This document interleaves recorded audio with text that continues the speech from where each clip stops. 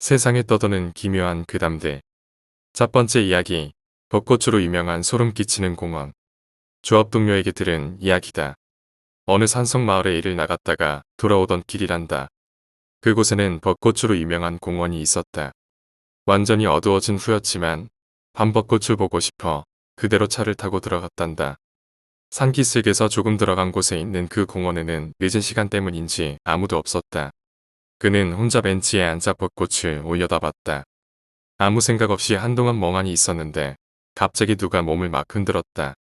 놀라서 정신을 차려보니 중년 남자가 무서운 얼굴로 그의 어깨를 잡고 흔들고 있었다.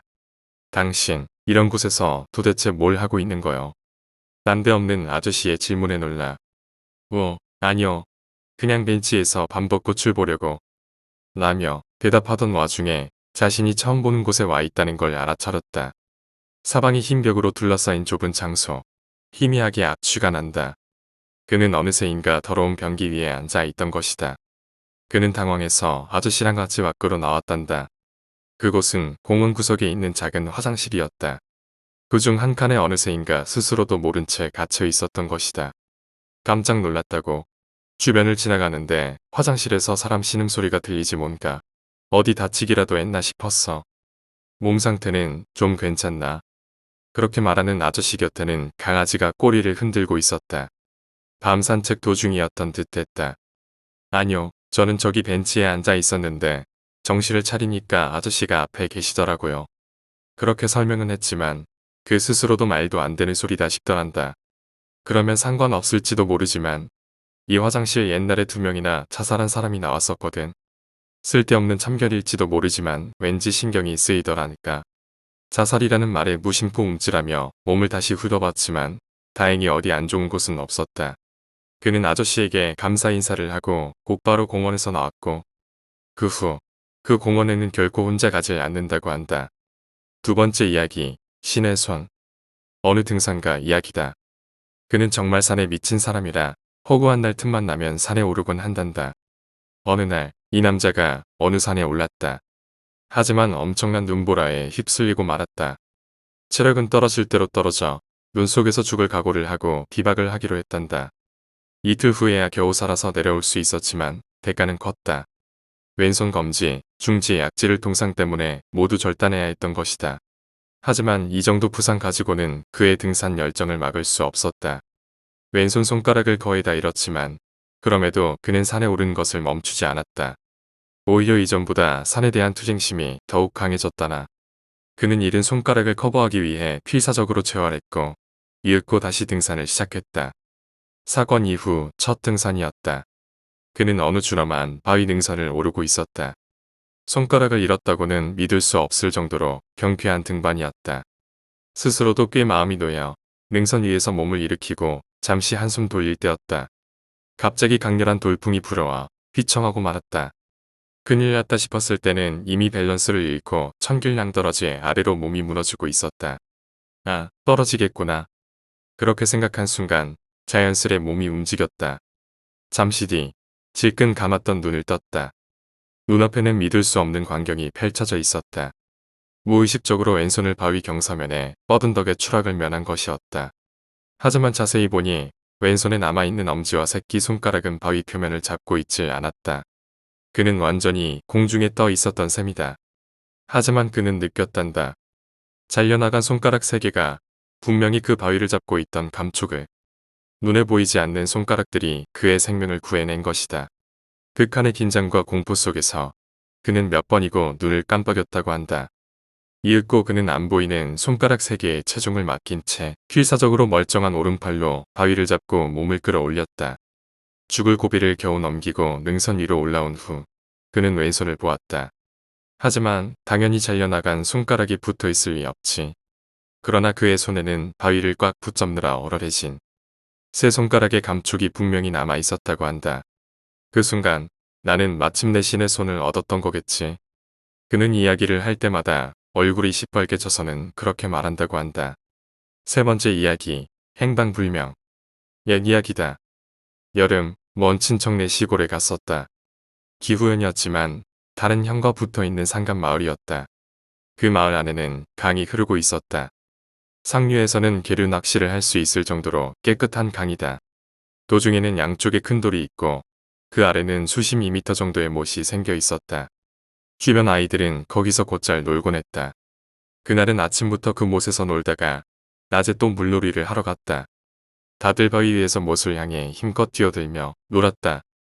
동생은 아침에 한번 거기 뛰어내렸었지만 생각보다 깊어 발이 닿지를 않자 무서웠던지 낮에는 가까이 가려 하질 않았다. 어쩔 수 없이 나는 튜브를 낀 동생과 얕은 여울에서 물놀이를 하고 있었다. 아이들이 뛰어내릴 때마다 들려오는 화려한 물소리와 환호성이 부러워 문득 눈을 돌린 순간이었다. 물속에 낯선 아이가 있었다. 다른 아이들에게서 조금 떨어진 채 머리만 내밀고 있었다. 아무리 도시에서 왔다지만 매일같이 노는데 일주일이면 얼굴 정도는 기억하기 마련이다. 그런데 이소노 와카메 같은 헤어스타일을 한 그 아이는 전혀 본 기억이 없었다. 그 아이가 갑자기 우리 쪽을 향해 헤엄쳐 오기 시작했다. 헤엄친다기보다는 비치볼이 불에 떠내려오는 것 같은 느낌에 어쩐지 기묘한 헤엄이었다. 내 시선을 좇은 동생도 그 아이를 깨달았는지 겁에 질려 내 손을 꽉 잡았다. 나는 동생 손을 잡고 무트로 올라왔다. 낯가림이 심한 동생은 내 뒤로 몸을 숨겼다. 그 아이는 물에서 얼굴만 내민 개구리 같은 괴상한 꼴로 방금 전까지 우리가 있던 여울에 엎드려 있었다. 수영복은 입지 않았다. 남자인지 여자인지도 알 수 없었다. 이 녀석 혹시 못의 주인일까? 카파와는 다르게 못의 주인은 머리를 수면에 빼꼼 내밀고 사냥감을 찾는다고 언젠가 할아버지에게 들었었다. 둥근 생선 누나를 떠올리게 하는 깜빡이지 않는 눈을 한 채 그 녀석은 우리에게 말을 걸었다. 저기 놀자. 이제 돌아갈 거야. 나는 단호히 그렇게 말하고 저기서 놀고 있던 친구들한테도 큰 소리로 돌아가겠다고 외쳤다. 동생 손을 잡고 튜브를 한 팔에 낀 채 집까지 돌아오자니 밭일을 하고 있던 아주머니가 무슨 일 있었니? 라고 물었다. 처음 보는 아이가 있어 동생이 낯을 가리는 거라고 설명해줬다. 그리고 우리는 가재를 잡으러 갔다. 큰 놈을 잡은 동생이 의기양양해진 후 집에 돌아오니 저녁이었다. 저녁밥을 먹고 있는데 옆집 요시오네 아저씨가 찾아왔다. 요시오가 아직 집에 안 와서요. 오늘은 하루 종일 다 같이 물놀이를 했으니 혹시 누가 알지 않을까 싶어 가까운 우리 집에 찾아온 모양이었다. 우리 아이들은 3시쯤에 한번 돌아왔다가 둘이서만 가재 잡으러 나갔었어요. 그런가요? 어깨를 축 늘어뜨리는 요시오네 아저씨에게 우리 집 어른들은 다 같이 찾아보는 게 좋겠네. 라고 말했다. 곧바로 전화를 거는 사람도 있고 옆집에 알리러 가는 사람도 있어 집안은 금세 분주해졌다. 그 와중에 동생이 한마디 툭 던졌다. 카파가 있었어. 그 말에 다들 행동을 멈췄다. 그러고미 돌아왔을 때 모르는 아이가 있었다고 했었지. 너희. 이렇게 말하며 어른들은 진지한 얼굴로 우리를 바라봤다. 카파라니. 동생이 가장 좋아하던 삼촌이 진지한 얼굴로 동생에게 물었다. 내가 대신 설명했다. 이상하게 헤엄치는 아이가 있었어요. 단발머리에 눈알이 둥근. 벌집을 들쑤신 것 같이 소동이 일어났다. 못의 주인이라고 말하지는 않았지만 아무래도 이 지방에는 다른 이름으로 불리는 물류의 전설이 있던 모양이다. 동네 아이들은 다 신사에 모여 불제를 받고 주위에 금주를 친 신락전에서 하룻밤을 보내야만 했다. 소방단과 청년단, 경찰까지 와서 밤늦도록 요시오를 찾았지만 전혀 실마리가 보이지 않았고 결국 수색은 중지되었다. 이튿날 아침 일찍부터 수색이 재개되었다. 그리고 오전 10시경 하류에서 아이 시체가 발견되었다. 하지만 요시오의 시체는 아니었다. 10년 전 행방불명되었던 하루코라는 여자아이였다. 나중에 들은 이야기지만 시체는 실합화되어 마침이라 같았다고 한다. 못의 주인은 종종 나타나 마음에 드는 아이를 잡아간다. 그리고 새로 마음에 드는 아이가 나타나면 전에 잡아갔던 것을 돌려주는 것이다. 내가 중학교 3학년 때 요시오의 시체가 발견되었다. 하지만 요시오 다음으로 잡혀간 시게루라는 아이는 지금도 행방불명이다. 언제 발견될지는 아무도 모를 일이다. 네 번째 이야기, 영어 선생님. 대학 시절 영어 선생님께선 학교 주변의 자취방에서 혼자 생활을 하셨다고 한다. 평소 가위에 자주 눌리신다는 선생님께선 정말 희한한 가위가 눌려보셨다고 한다. 여느 때와 다름없던 평범한 날이었다고 한다. 아르바이트까지 마치고 겨우 새벽이 다 돼서야 자취방에 몸을 누이셨다고 했다. 그렇게 옷과 책가방들을 대충 집어던져 놓고 침대 위에서 잠이 드셨다고 했다. 얼마나 지났을까. 평소 가위를 자주 눌리시던 선생님께서는 가위가 눌리면 무언가와 가위가 또 오는구나 라고 느끼신다고 하셨다. 그렇게 시간이 약간 지난 뒤 갑자기 사람이 신발을 벗는 소리가 들렸다고 하셨다. 그리고 누군가가 조심스럽게 선생님이 자고 있는 방으로 걸어들고 있다는 느낌이 들었다고 한다. 선생님은 평소 침대에 누우면 벽을 바라보고 잠을 잤기 때문에 보이진 않았지만 확실히 느끼셨다고 한다. 그렇게 가만히 있던 그 무언가가 샤락하는 소리를 냈다. 책장을 넘기는 그 소리. 너무나 소름 끼치는 건 그 무언가가 정말 책을 읽는 속도로 책장을 넘기고 있다는 것이었다. 얼마나 시간이 흘렀을까. 갑자기 탁 하고 책을 덮는 소리가 난 뒤 그 무언가가 다시 밖으로 나가는 느낌이 드셨다고 한다. 그리곤 다시 출입구 쪽에서 신발을 신는 소리가 들렸다고 하신다. 신발을 신을 때 발을 올려서 앞꿈치를 찍어 신발을 밀어넣는 소리 말이다. 그런데 이상하게도 신발 신는 소리까지 들렸는데 문을 열고 나가는 소리가 들리지 않았다는 것이다. 잘 생각해보니 처음 그 무언가가 들어올 때도 문을 열고 들어오는 소리 없이 바로 신발을 벗는 소리만 들렸다는 것이다. 그리고 얼마가 지나자 몸을 다시 움직일 수 있었다고 하셨다. 하지만 너무 공포스러운 상황이기 때문인지 날이 밝을 때까지 눈만 감으신 채로 가만히 있으셨다고 하셨다. 날이 밝고 일어나 보니 어제 벗어놓은 옷가지와 책들은 모두 제자리에 있었고 집엔 누가 들어온 흔적조차 없었다고 했다. 혹시나였지만 역시 진짜 사람은 아닌 듯 보였다고 하셨다. 기분이 무척 나쁜 가위였지만 가위에 눌린 그날도 평소와 다름없이 생활하셨지만 약 일주일 동안 아무 일도 없어 그냥 가위는 가위일 뿐이라고 생각하시고 지내셨다고 했다. 그런데 그 가위 눌린 일이 있고 일주일이 지난 그날 선생님은 평소 때와 같이 지친 몸으로 새벽이 다 돼서야 잠이 드셨고 얼마 시간이 지났을까 또 가위가 온다는 느낌을 받으셨다고 하셨다. 그리곤 또 신발을 벗는 소리가 들렸다고 했다. 그때와 마찬가지로 어김없이 그 무언가는 선생님 방으로 들어왔다고 한다. 그런데 갑자기 그 무언가가 방안을 뒤지고 있었다고 하셨다. 막 난동을 치며 뒤지는 것이 아니라 조심스럽게 무언가를 찾는다는 느낌. 그렇게 그 무언가는 그 책을 찾고 있는 듯 보였다고 한다. 그리고는 그 책을 못 찾았는지 그 무언가는 또 신발 소리만을 남겨둔 채 그냥 사라져버렸고 선생님은 그 신발 소리가 들리고 난 뒤 또 가위에서 풀리셨다고 한다. 그리곤 그 뒤에 그 요상한 가위는 다시 찾아오지 않았고 그 무언가가 읽었던 책은 선생님께서 아직도 모르신다고 하셨다. 무더운 여름날 영어 선생님께서 들려주신 이야기가 아직도 잊혀지지가 않는다. 5번째 이야기, 구조 요청. 그날 등정은 보기 드물게 사람이 많았다. 사전회의 끝에 조를 2개로 나눠 행동하게 되었다. 소형 무전기를 나눠가지고 1시간마다 정시에 서로 연락을 하는 통신훈련도 겸했다. 첫날은 기가 막힐 정도로 날이 맑아 눈밭에 반사된 빛 때문에 눈과 코가 바싹 마를 정도였다. 이쯤 되면 정시 연락도 훈련이라기보다는 놀이에 가까워진다. 그 분위기가 확 바뀐 건 몇 번째인가 정시 연락을 주고받으려 무전기 전원을 켠 직후였다. 이 채널에 누구 안 계십니까? 아사히 다케 등산 중입니다.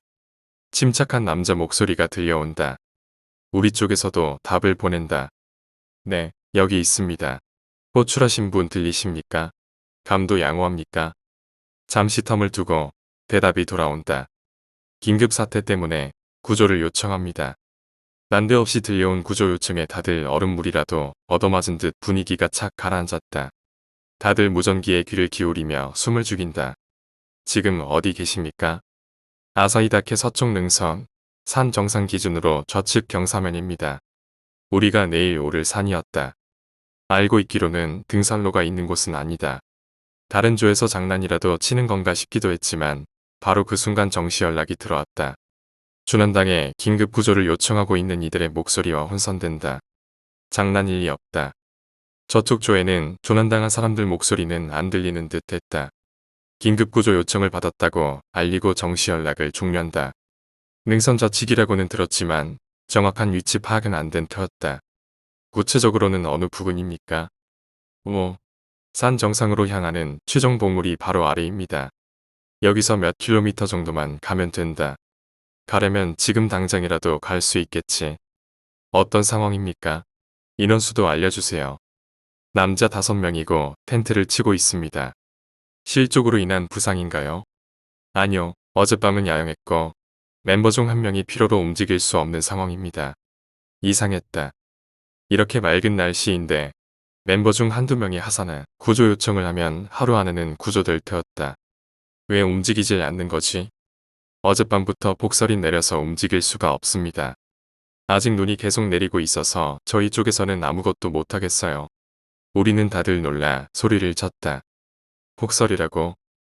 너무 맑아 반사광 때문에 설명이 될 지경인 이 날씨야. 5명, 무전기, 폭설, 아사히다케, 그제야 나는 떠올렸다. 그들이 누구였는지를. 분명 조난사고였다. 악천후를 무시하고 무모하게 산행에 나선 끝에 조난당했던 터라 산악 잡지에서도 비판적인 칼럼이 여러 기고되었으니까. 나는 조원들에게 그 사실을 전했다. 무전기 안에는 그때 눈 속에서 구조를 원하던 이들의 목소리가 생생히 들려온다. 잠시 무전기를 응시하고 나는 말했다. 저놈 끄자. 내 말에 다들 아무 말 없이 동의하고 곧 우리 무전기는 조용해졌다. 그들이 보내오는 구조 요청에 답하는 이는 아무도 없었다. 다음 날 그들이 말했던 정상 오르기 전 마지막 봉우리에 도착했다. 그들을 위한 담배를 경사면에 던지고 위스키를 한 컵 뿌려주었다. 6번째 이야기, 작업반. 탄광에서 일어나는 온갖 사고 중 가장 무서운 것은 화재다. 연료가 무진장이 있으니 내버려두면 끝없이 타오르는 것이다. 불을 진압하려면 탄광을 수몰시키던가 갱도를 막아 산소 공급을 끊어야만 한다. 무엇을 택하던 안에 남아있는 사람들에게는 사망 선고나 다름없다. 허나 화재가 더 이상 퍼지는 것을 막기 위해서는 한시라도 빨리 갱도를 봉쇄해야만 한다. 때에 따라서는 사람들이 이리로 도망치는 게 뻔히 보이는데도 그 앞에 벽을 쌓아 올리고 문 앞에 있는 사람들이 불타 죽도록 내버려둬야 할 때도 있었다고 한다. 탄광에서의 작업은 반장을 중심으로 적게는 서너 명에서 많게는 수십 명까지의 그룹을 짜 공동으로 하게 된다. 이 그룹은 생사고락을 같이 하는 동료이니만큼 서로 믿고 의지하게 된다. 훌륭한 반장이 이끄는 그룹이라면 다들 가족보다 더한 정으로 끈끈하게 뭉치게 되는 것이다. 쇼와 초기 홋카이도의 어느 탄광에서 반장을 맡고 있던 A는 인망이 두터운 남자였다. 그가 이끄는 그룹은 새로운 갱도 굴착을 맡고 있었다. 어느 날 굴착 도중 뻥 뚫린 공간에 도달하게 됐다고 한다. 그는 그곳이 무얼 하는 곳인지 알 수 없었다. 하지만 그 공간에 들어서자 그곳에는 말로 다 할 수 없을 정도로 강한 감정들이 가득 차 있더란다. 단령, 무념무상, 슬픔, 아쉬움, 후회, 괴로움, 긍지, 절망, 위로, 신뢰. 부정적인 감정이 강했지만 그것뿐만 아니라 사람의 생각이 담겨 있었다. 기분을 엄숙하게 만드는 절박한 감정들이 소용돌이 치고 있었다. 공간 안을 걸으며 A는 그곳이 오래전 버려진 폐쇄 갱도라는 걸 알아차렸다. 동료들과 함께 안으로 나아갈수록 느껴지는 감정도 더욱 강해졌다. 이윽고 마침내 도착한 좁은 공터의 가운데에는 한 사람이 앉아있다. 그리고 그를 둘러싸듯 둥글게 둘러앉은 사람이 10여 명. 다들 바르게 앉고 가운데를 응시하며 몸을 낮춰 열기를 피하고 있었다. 결코 흐트러짐 없이 냉정하게 끝까지 희망을 버리지 않고 도움을 기다리고 있었던 거겠지. 그리고 가운데 앉은 이는 A와 동료들이 온 방향, 즉 갱도의 입구를 조용히 응시하고 있었다. 그들이 세상을 떠나고서 몇십 년은 더 지났을 터였다. 하지만 그 후에도 그들은 그때 그 모습 그대로 뼈만 남아서도 A가 올 때까지 가만히 구조를 기다리고 있었던 것이다. 그 후 온갖 소문이 나돌았단다. 실은 그 산에서 과거부터 귀신이 나왔다던가 금광의 위치를 아는 사람들을 처리해버린 거라던가 A와 동행했던 이들의 선조일 것이라는 이야기도 있었다. 뭐 진짜로 내 부하 중 한 놈이 거기 계시던 분 아들인가 손자인가 그랬지만 말이야. A가 그 갱도 안에서 엄숙한 마음으로 있을 때 그 사람만의 슬픔은커녕 몹시 그리워 울먹거리며 마음이 아파했다고 한다. 7번째 이야기, 이상한 현상. 고등학교 무렵 내가 겪은 일이다. 당시 친구 A가 살던 아파트 단지에는 흔해 빠진 괴담이 돌고 있었다. 5년여 전 그 아파트 2층에 살던 사람이 자살했다. 그 사람은 자살당일 밤 11시쯤 엘리베이터를 타고 8층까지 올라간 난간을 넘고 뛰어내렸다고 한다. 마침 집으로 돌아오던 셀러리맨이 엘리베이터를 기다리다 모든 걸 목격했다는 듯다. 그날부터 매일 저녁 11시 반이 되면 엘리베이터가 2층에서 8층까지 저절로 올라가고 고지어 바닥에 무언가 떨어지는 소리가 들린다는 것이다. 처음 들었을 때는 다들 말 같지도 않은 소리 하지 말라며 웃어 넘겼지만 A는 끈질기게 정말 일어난다며 고집을 부렸다. 결국 나와 B, 그리고 C가 직접 확인하러 가보기로 했다. A네 아파트에 도착해 우선 정말 엘리베이터에 아무도 안 타는 것인지 확인해 보기로 했다. 나와 B가 2층 엘리베이터 앞에서 대기하고 A와 C는 8층으로 올라갔다. 딱히 음산한 분위기 같은 것도 느껴지지 않는 평범한 밤이었기에 우리는 별로 무섭지도 않고 지루하게 시간만 때우고 있었다. 그리고 11시 반이 되었다. 2층 엘리베이터 문이 서서히 열린다. 안에는 아무도 없다. 슬쩍 시선을 돌려보니 어느새 행선지 버튼이 눌려져 있는 것 같았다. 나와 B는 무심코 얼굴을 마주봤지만 당연히 올라타지는 않았다. 문이 천천히 닫히고 엘리베이터는 그대로 올라가 8층에 멈췄다. 나와 B는 아무 말 없이 기다리고 있었지만 땅에 무언가가 떨어지는 소리는 제대로 확인할 수 없었다. 잠시 뒤 A와 C가 계단으로 내려왔다. C가 엘리베이터에 타는 걸 극구 거부했던 모양이다. 안에 누가 있었냐고 물었지만 역시 아무도 없었던 모양이다. 우와, 진짜 네. 라고 다들 떠들어댔지만 귀신을 직접 본 건 아니라 나도 B도 딱히 무섭지는 않았다. 그래서 내일은 바닥에 떨어지는 소리를 직접 확인해 보자고 의견을 모았다. 다만 C는 무서우니까 그만두겠다고 말했기에 다음 날은 나와 A, B만 오기로 했다. 다음 날 다시 모인 우리는 그 낙하 현장에 섰다. 별다른 얼룩 하나 없는 아스팔트 바닥이라 A가 여기 떨어져 죽었대 라고 말해줘도 별 감흥은 없었다. 11시 반이 되고 엘리베이터가 올라가기 시작한다. 우리는 두근대며 기다리고 있었다. 그 순간 무언가가 앞을 지나친 것 같이 강한 풍압이 느껴졌다. 콰직하고 무거운 덩어리가 떨어져 깨지는 것 같은 소리가 들린다. 미지근한 무언가가 흩날리고 얼굴과 옷, 팔에 철썩 들러붙는 감촉이 느껴진다. 당황해 손바닥으로 얼굴을 만져봤지만 아무것도 없었다. 팔에도. 하지만 그 직후 엄청난 두통이 덮쳐와 나는 마구 토하고 말았다. 몇 번씩이나 토하고 나서 겨우 정신을 차릴 무렵 곁을 보니 A와 B도 나처럼 토하다 지쳐 쓰러져 있었다. 결국 그날은 A네 집에서 하룻밤 실내하고 다음 날에야 집에 돌아왔다. 하지만 우리 셋 모두 심각한 몸살 때문에 사흘 내리 학교를 쉬어야만 했다. 그 후 A에게 들은 이야기지만 그날 이후 이상한 현상은 모두 사라졌다고 한다. 나는 다시 확인하러 갈 용기도 없고 그저 전해 들었을 뿐이지만 나와 A, B는 아직도 건강하다. 당시에는 저주를 받는 건 아닌지 정말 겁에 질렸었지만 꽤 시간이 흐른 지금도 멀쩡하니 아마 괜찮은 게 아닐까. 다만 C는 우리가 건강을 되찾은 후에도 겁에 질린 듯한 얼굴로 우리를 피했다. 이유는 알 수 없지만 겁쟁이였던 C가 우리 이야기를 전해 듣고 무서워서 그랬던 것이라고 믿으려 한다.